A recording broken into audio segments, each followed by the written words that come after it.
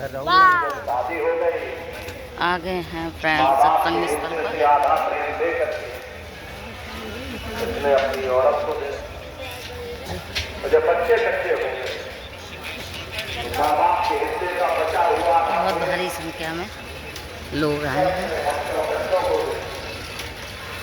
बेचारे माँ बाप जिन्होंने अपने लाल को अपनी पलकों पर बैठा करके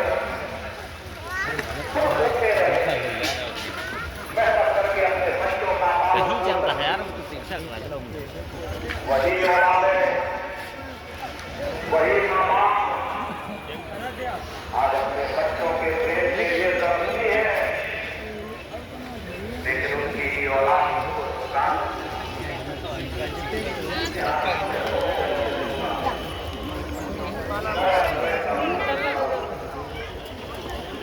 हमारे बच्चों के साथ बड़ा होना प्रेमी भाई इस बात को हमेशा ध्यान रखिएगा।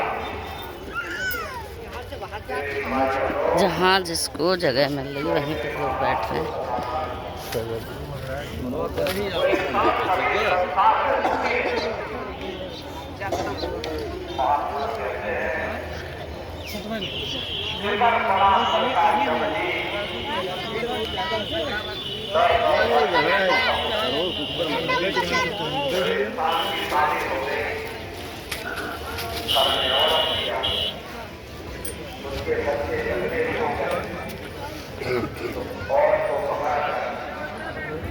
बच्चों की पढ़ाई लिखाई के लिए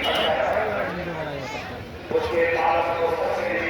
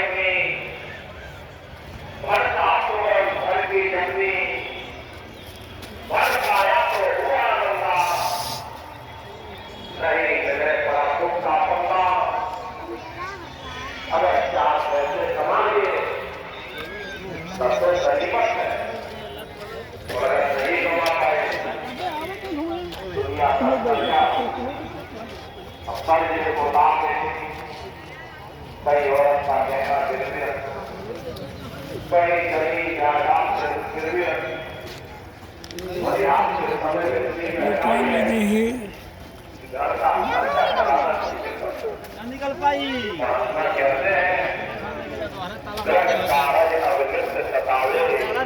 चलो कोई बात नहीं। हटो भैया। धीरे धीरे उसके बच्चे भी बड़े हो गए। अब ये इंसान सोचता कि कहीं कोई अच्छा परिवार मिल जाए, कोई अच्छा शानदार मिल जाए, ताकि हम अपने बच्चे बच्चियों की शादी अच्छे परिवार में करा। कोई नौकरी पेशा लगा हुआ लड़का आज के समय में नौकरी पेशा में लगे थे लोग मिलना मिल जाए तो दुनिया भर का दहेज मांगते, मेरा बेटा दुनिया भर की दुनिया मेरा बेटा इतना रुपया पैसा कमा, तुम इतना पैसा दहेज दोगे, बढ़ो आगे।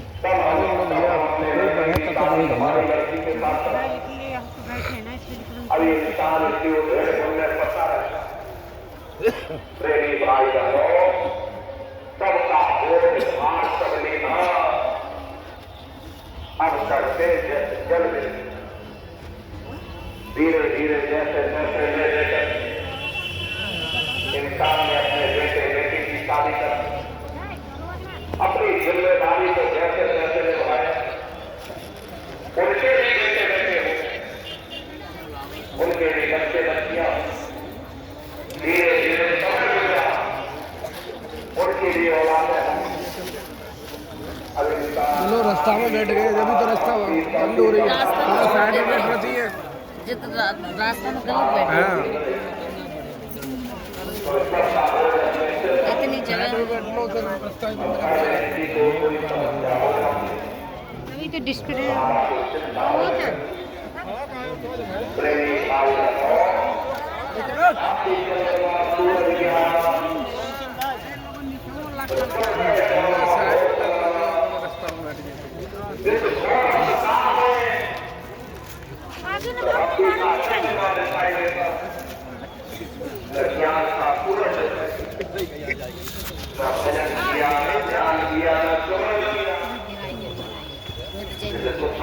तो हम हुआ ना बंधुड़े से तो ऐसे ये अपने कीमती समय को और स्वास्थ्यों की पूंजी को बर्बाद करता है।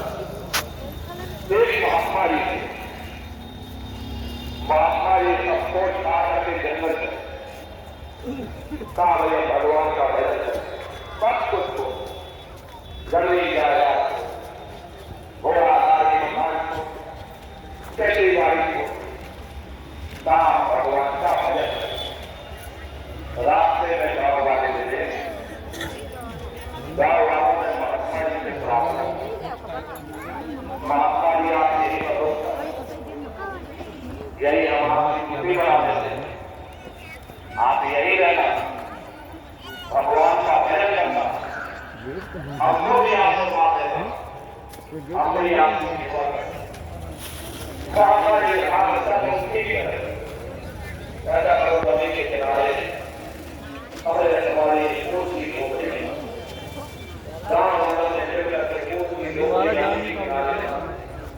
करीब कम की करते जा रही हैं।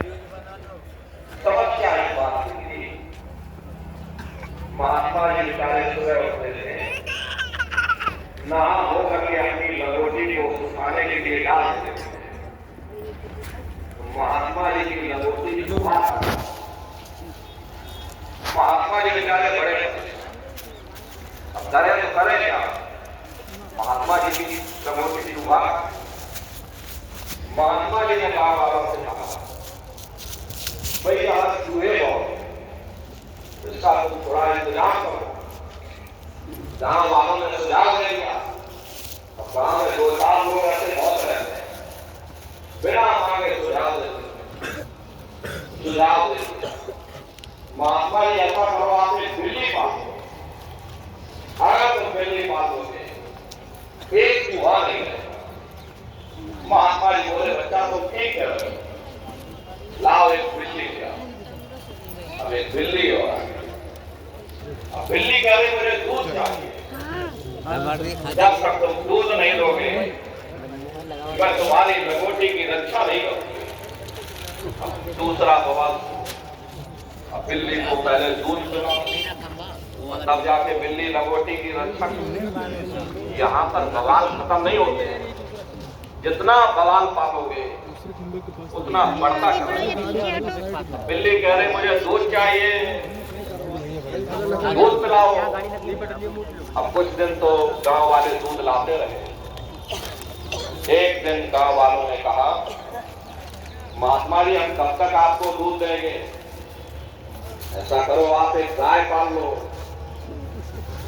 अगर गाय पाल लोगे गाय दूध भी देगी। अरे आप भी पीना बिल्ली को भी पिलाना। महात्मा जी का बच्चा तो ठीक है लाओ एक गाय ले आओ। अब एक गाय हो अब गाय कह रही मुझे चारा चाहिए जब तक तुम चारा नहीं दोगे मैं दूध नहीं। बेचारे महात्मा जी और परेशान हो गए। अब पहले महात्मा जी चारा काटे फिर गैया दूध तो है दूध निकाल करके बिल्ली को पिलाए फिर बिल्ली महात्मा जी की लंगोटी की रक्षा। इतना बखेड़ा महात्मा जी। महात्मा जी ने कहा भाई हम चारा कहां से लाएं। गांव वालों ने सुझाव दे दिया कि महात्मा ये जंगल खाली पड़ा है यहीं जुताई कर लो कुछ खेती बाड़ी कर लो चारा भी कर लेना। महात्मा जी बोले हम चारा काटें या भगवान का भजन करें हम बड़े परेशान हो गए। गांव वालों ने फिर सुझाव दे दिया महात्मा जी आप एक काम करो हमारे गांव में एक विधवा औरत रहती है, उसे आप अपने पास बुला लो, अरे आपकी भी सेवा करेगी, ये खेती बाड़ी भी देखती रहेगी, चारा भी काटती रहेगी, गैया भी धोती रहेगी, दूध आपको भी मिलाएगी और बिल्ला को भी मिलाएगी। महात्मा जी बोले बच्चा तुम ठीक है। अरे विधवा औरत कुछ दिन तो सेवा करती रहे। अंत में सभी गांव वाले मिल करके आए और महात्मा जी को कहने लगे, महात्मा जी गांव में तरह तरह की चर्चाएं चलती हैं, हमको अच्छा नहीं लग रहा, ऐसा करो आप इससे शादी कर लो। प्रेमी भाई बहनों, महात्मा जी बेचारे शादी, 2-4 बच्चे भी हो गए। आए थे हरि भजन को, प्रेमी भाई यही हालत हम जीवों की है। हम दुनिया के जीव चलो निकलो किराए के मकान से खाली करो, एक घंटे में प्रेमी भाई जीवात्मा को निकाल करके बाहर बेचारे 15 लाख ये पड़े, जीवात्मा निकल करके बाहर हो, ले जा करके शमशान भूमि पर जला करके लाकर हार जगह जैसे लाकड़ी, केस जगह जैसे घास, कंचन जैसी काया कहे और कोई ना हो। ये कहानी हमारी आपके समाप्त। उलम ले जाकर के जीवात्मा को धर्मराज के सामने पेश, पलक झपक के तुम्हारे अच्छे बुरे कर्मों का हिसाब किताब, धर्मराज ने तुमको सजा सुना दी, ले जाओ इसको फलाने नर्क में डालो, क्योंकि मैंने इनको मौका दिया। जब की बात गीता रामायण को पढ़ करके किसी संत महात्मा की खोज करके उनके बताए हुए रास्तों पर चल करके उस मालिक की भक्ति करके अपनी जीवात्मा का कल्याण करा लेना, इस उद्देश्य के लिए मैंने इनको मनुष्य शरीर दिया, लेकिन इन्होंने अपना उद्देश्य पूरा नहीं, इसलिए ले जाओ इनको फलाने नर्क में। मामूली कष्ट नहीं होता, नरकों में बड़ी भारी पीड़ा होती है। लोह के तप तपक के माही जहां जीव को ले, वहां बड़े बड़े लोहे के खंभे अग्नि से धधक धधक कर लाल, ऐसे छोटे जीवों उन्हीं नरकों में डाल दिया जाता। जीव हाय हाय करके चिल्लाता, तड़प तड़प जीव जुलम बुखारी तपत कंप होते हुए, असहनीय वेदना होती, असहनीय दुख और दर्द होता। जीव वहां रोता और चिल्लाता रहता। लाखों लाख योजन मील तक तुम्हारे रोने चीखने चिल्लाने की आवाज आती, लेकिन मन के कहे पर चल करके बुरे खोटे पाप कर्म करने लगे। कर्मों का ये जखीरा अंबार के अंबार हमने अपने सिर पर ला दिए, आज भी कर्मों का हमार होता। अरे महात्मा कहते हैं नर के आने का निवार है, कहाँ लग कहूँ मकान, दुख भोगते यह जीव जो जाने जो भोग। तो तुम्हें एक नर ऐसे वहां अनेकों अनेक नर्क बने हुए।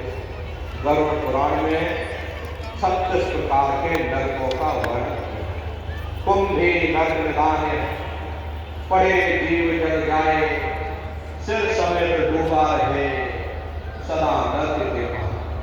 कुंभी कहते भरे के आकार, बड़ा विशाल नर्क वहां बना, दुनिया भर का मवाद उसमें भरा, बड़ी भारी बदबू उसमें से आती है, जीवों को ले जाकर उसी में डाल दिया जाता है। कुंभी नर्क कल्प लो वासा, मुख में नर्क नाक में कल्प लो वासा, यानी 1000 चौकड़ी युक्त एक कल्प होता है।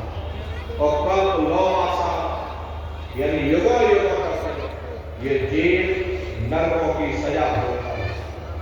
नरकों की सजा भोगने के बाद में इन्हीं जीवों को प्रेमी भाई बहनों 4-5-84 लाख योनियों में डाल दिया, और 4-5-84 लाख योनियों में भटकने के बाद में तब ये सौभाग्य बड़े भाग्य मानो कर पाया